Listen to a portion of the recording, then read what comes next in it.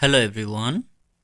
In today's video, I'll be presenting some journal articles in our Department of Orthodontics and Dentofacial Orthopedics. Here we conduct various academic activities like seminar, journal clubs and case presentations.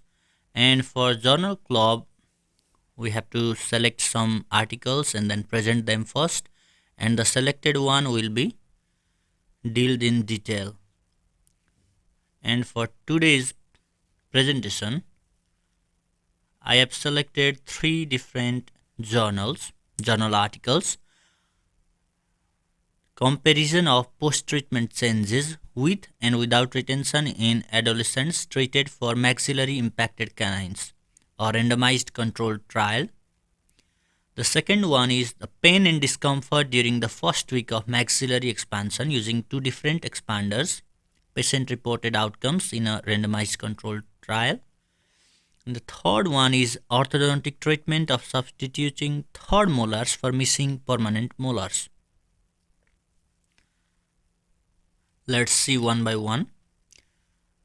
This first article, comparison of post-treatment changes with and without retention in adolescents treated for maxillary impacted canines, a randomized controlled trial. It was published in April 2021 in European Journal of Orthodontics, Volume 43, Issue 2. And it was done by different orthodontists from Sweden, with Sasan Naragi, the principal author. The objective of this study was to evaluate whether retention is needed after orthodontic treatment of impacted maxillary canines. And the trial design was two-arm parallel group, single center randomized controlled trial. 63 patients, out of which 39 were female and 24 were male, with at least one impacted or unerupted maxillary canine and moderate irregularity of the maxillary 6 anterior teeth according to the Little's index. That means moderate means 3 to 6 mm of discrepancy, irregularity. And they were randomized to two groups, one to a non-retention group and another retention group.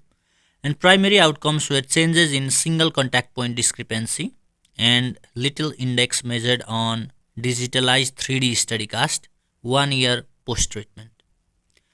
And study casts were anonymized before assessment and the changes were blinded for the assessor. In the non-retention group, a 10-week interim period was used to detect the patients who eventually have a relapse immediately after treatment. If it was found so, the patient got the arch wire reinserted. In this 10-week time, the brackets were not removed, only the arch wire was removed. Most patients in the retention group received a vacuum formed retainer, and pre-treatment spacing cases got a bonded retainer. And the results it was found that mean irregularity change was 0.4 mm in the retention and 1.3 mm in the non-retention group. It was statistically significant. In the retention group it was less, whereas in the non-retention group it was more.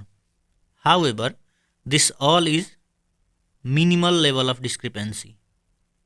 According to Little's irregularity index, it is minimal. Up to 3 mm, it is minimal.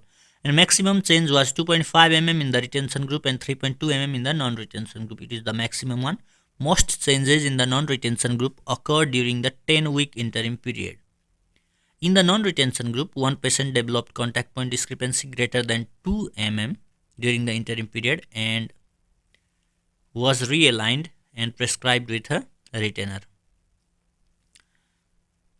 Hams, one patient met the stopping guideline criteria, so he was retreated and retention appliance was given. And the limitations of this study is the trial was a single-centered study and short-term changes were evaluated. They concluded that changes between the retention and the non-retention groups were statistically significant but not clinically significant. Since satisfactory clinical results 1 year post-treatment were found in the non-retention group also, retention does not appear to be needed.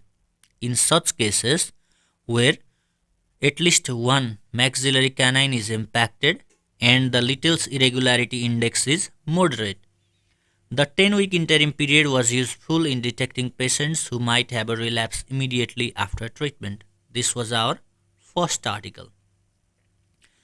Second one is pain and discomfort during the first week of maxillary expansion using two different expanders. Patient reported outcomes in a randomized controlled trial. It was also published in European Journal of Orthodontics, June 2023 issue, volume 45, issue 3. And this was also from Sweden, but a different university. Objectives of this study was to evaluate and compare perceived pain intensity, discomfort, functional jaw impairment, and analgesic consumption during the first week of treatment with either rapid maxillary expansion or quad helix appliances. Trial design was similar to arm parallel group, but it was two-centered RCT randomized controlled trial. 72 patients with mean age 9.5 with standard deviation 0.8 years with unilateral posterior crossbite requiring maxillary expansion were randomly allocated to either the rapid maxillary expansion group or quad helix group, and the number of boys and girls were equalized. Validated questionnaires were used to assess pain intensity, discomfort, jaw function impairment, and analgesic consumption on the first, fourth, and seventh days after appliance insertion and activation. 1, 4, and 7 days. Due to clinical limitations, only the outcome assessors were blinded to the groups to which the patients were allocated. And they found that 70 patients completed the questionnaires. Pain from the tongue and chafe from the appliance. Chafe means development of soreness due to the friction of the appliance. Chafe from the appliance were significantly higher in the quad helix group on the first day of treatment, and it was statistically significant. On the fourth day, the chafe from the appliance was still significantly higher in the quad helix group. Speech was affected in both groups on day 1. This impairment continued and was significantly higher in the RME group days 4 and 7. Speech was more hampered in RME group. No significant difference in analgesic consumption was found between the groups at any time. The analgesic consumption was highest at day 1 of treatment. No harms were observed, and limitations, double blinding was not possible due to clinical limitations. And they concluded that during the initial 4 days of treatment, pain from the tongue and chafe from the appliance caused the most reported inconvenience in the patients in the quad helix group. A majority of reported visual analog scale values were in the lower mid-range, suggesting low to moderate pain and discomfort in both the groups. Coming to the third one, orthodontic treatment of substituting third molars for missing permanent molars. It was published in American Journal of Orthodontics and Dentofacial Orthopedics, February 2023 issue, volume 163, issue 2. Out of these three, which one would you like to know better in detail? Please leave a comment below. I will present a similar detailed journal club presentation for the same.